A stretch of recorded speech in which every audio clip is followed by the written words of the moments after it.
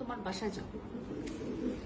বাংলাদেশের আইন কতটা জঘন্য হইলে এর মতো একটা মহিলা ধর্ষণ মামলা আমাকে দিতে পারে? 50 বছরের একটা মহিলা আমাকে ধর্ষণ মামলা দিচ্ছে, তাকে কিভাবে ধর্ষণ হয়? তোকে কিভাবে ধর্ষণ হয়? সেটা তুই কোর্টে যে প্রমাণ করিস। কোর্ট তো তোর কি না, তোর বাপের না কোর্ট? তোর বাপ আর্মিতে, তোর ভাই আর্মিতে, তোর জামাই আর্মিতে, তোর 2টা জামাই আর্মিতে। তোর তো আইন কি না? আর আমরা তো গরিব মানুষ, আমাদের তো সময় নাই, আমাদের তো এই সমাজে কোনো ছাই নাই। আমরা তো সমাজের ময়লা আবর্জনা, আমরা এই সমাজে। আর তোরা হচ্ছিস সমাজের অনেক উচ্চমানের মানুষ, অনেক ক্ষমতাবান মানুষ, এই জন্যই নাকে দড়িটা ঘুরাইতেছিস আমাকে, তুই বুঝছিস? হ্যাঁ, বিএমডাব্লিউ নিয়ে যোগ্যতায় চালাই, তোর টাকা দিয়ে চালাই না, যোগ্যতা চালাই, কামাই করে চালাই।